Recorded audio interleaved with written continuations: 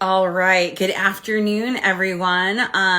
If you follow both of our accounts, I just accidentally started over on the Young Voices, but it occurred to me very quickly that that's what I was doing, and I hopped back over here to our regular Safe Harbors of the Finger Lakes Instagram account, where you will find Insta Live on most Fridays. January is coming to an end. At the beginning of the month, we talked about how January is Stalking Awareness Month. January is also Trafficking Awareness Month. So we are going to talk a little bit about the commercial sexual exploitation of children. It's a type of trafficking where you don't have to go anywhere. Someone could be trafficked from their own home, from their own bedroom. Trafficking does not involve traveling. It's one of the things that's sort of confusing about the name trafficking. But one of the things that I'm going to talk to you guys about today is when nudes are taken, nudes are shared, nudes are sold, and the nudes are of children. When those things travel around the internet, they become commercial sexual exploitation of children. And I recently was talking with a group of junior high students, and I mentioned adults shouldn't want to be your friend online. And they took much umbrage at that. And I said, hey, do you want to talk about the new refrigerator I'm shopping for with me? Like, no. Like, adults and children don't have enough interest. Adults that you meet online should never want to be your friend. And we had this conversation when talking about you taking advantage of online. I shared on our socials earlier today a video by Thorn. Thorn is an organization started by Ashton Kutcher and Demi Moore to end slavery in the modern world. And modern slavery. And that is a video that they produced, So You Did a Thing, about sextortion.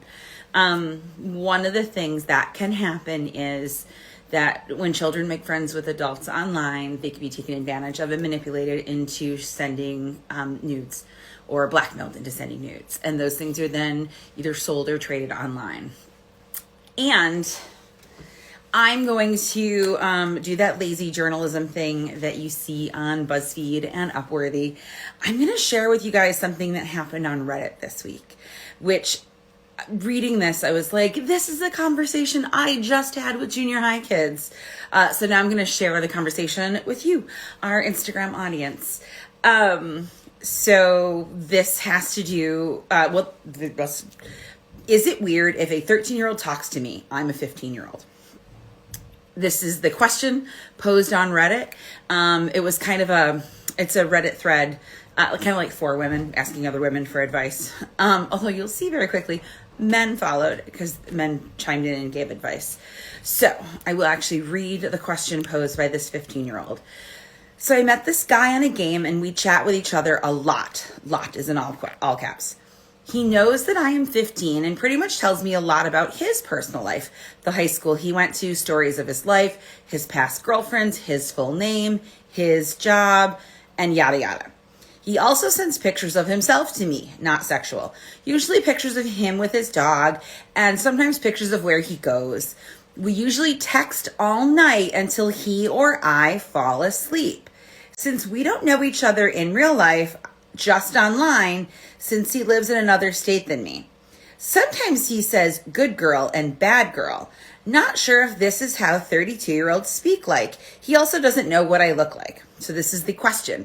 A 13-year-old posted on Reddit for the entire Reddit community to respond to. And my heart is so warmed by the answers that this girl was given. I say girl because of the good girl and bad girl. But the very first answer starts with a disclaimer. I am a 32-year-old man. Please sever contact with this man. If he's not a predator grooming a teenage girl, then at best he's a very lonely man who's using you to replace a child or sibling relationship he's lost and needs help you simply can't give him.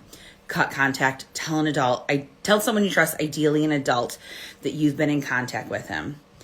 And what he knows about you. Even information you feel is vague can be used to find you by a determined enough person, and show them his photo so they know what he looks like. This is advice that across the board, everyone who works with children for personal safety, sexual safety, internet safety. This is the advice. And this is just a dude on Reddit. There is more. Fellow 32-year-old man chiming in here to say, it is weird and to follow this advice. I've encountered teenage kids in my many times in voice chat over the years, and that's all fine and good if we've just been matched together. The grammar's terrible, my apologies, because it's the internet. If it's just because we have matched together in a random lobby or something, I'll treat them like teammates and communicate and hope we win. But adding them and giving them my life story and sending them pictures of myself, that's inappropriate. You need to extract yourself ASAP. Third guy. As a 30-year-old man, I agree with 95% of this, but if they were a solid teammate in a game that you enjoy playing, I don't see any harm in adding and continuing to play together as long as it stays 100% about the game.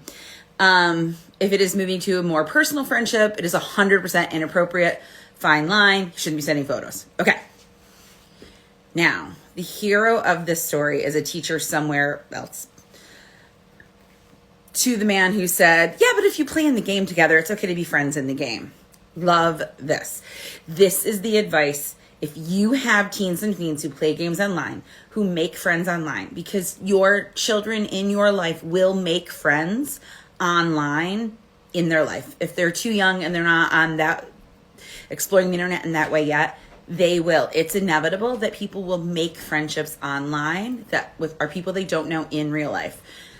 This is the advice given to this 30-year-old man about being friends within the game.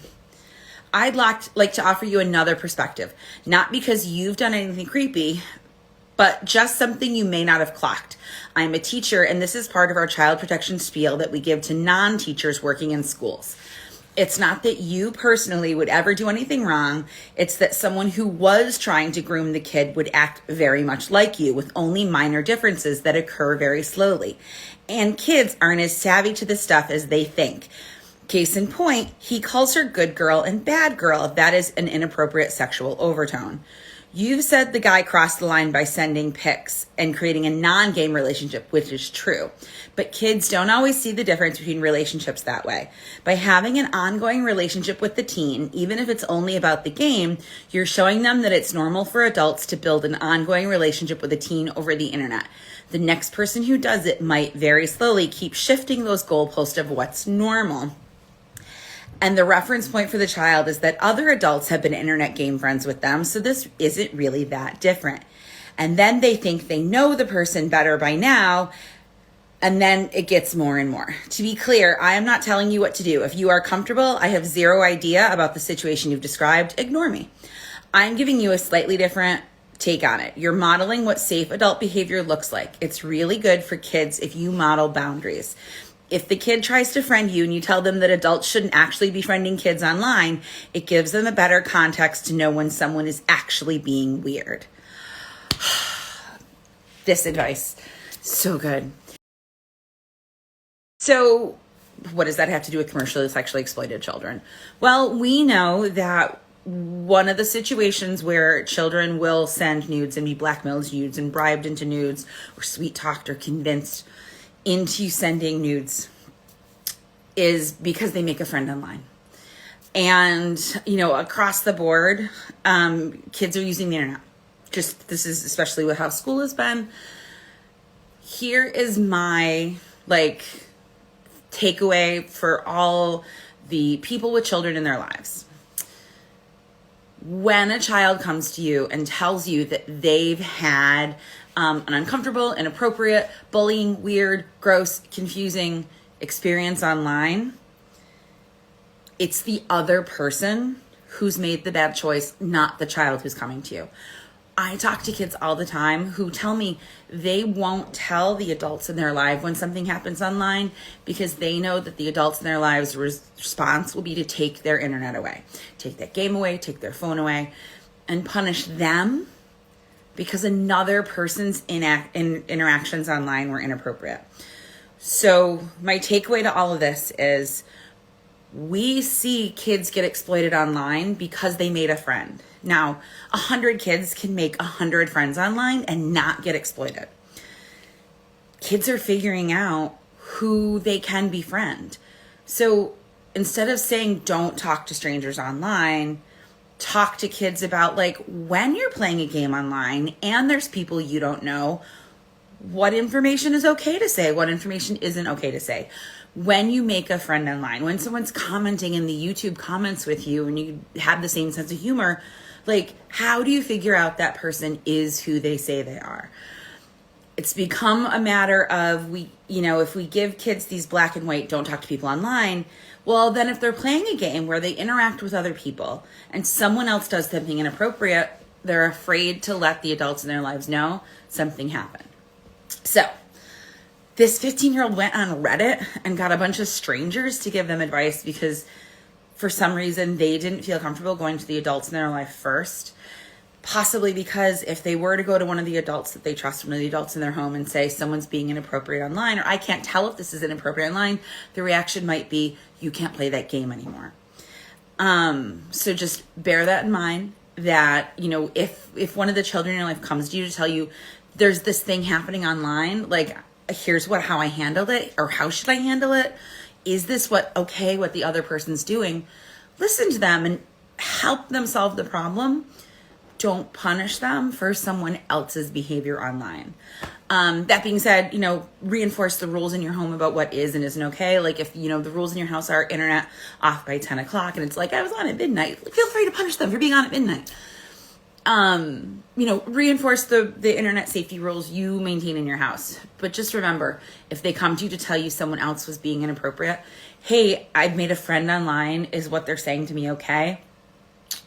Listen to the problem, find answers, call us if you're unsure of if what they're doing online is okay, and go from there. Help them figure out what boundaries that they should have in their internet lives. Because we talk, about the boundaries people should have in their personal lives or in their personal space or their physical space. Let's talk with kids about the boundaries they should have online and when they make friends online. Because kids aren't sexually exploited by total strangers who show up in a white van in front of school. They're sexually exploited by people they make online, friends they make online playing games that they trust when they shouldn't. All right, those are my 2 cents. That was my soapbox for the day. I want to thank Reddit for giving me the information I wanted to share with you guys. This was not originally supposed to be today's topic, but when I read that, I had to share it with the dozens of you who will see this. So again, this is, I didn't even introduce myself. I just hopped right in. So I have been Rebecca Godwin, the Youth Services Coordinator for Safe Harbors. Today was the last Friday in January. Next month, it is Teen Dating Violence Awareness Month. So I will not be the main face you see. You will get a chance to meet more of our youth services team this month. So it will most likely be Jenna. You guys get to meet next Friday to talk with you guys about teen dating violence prevention. Orange is the color. Look for our socials. There will be Wear Orange Day and things like that. Share your pictures with us. Tag us when you do. And everyone have a great weekend. Thanks.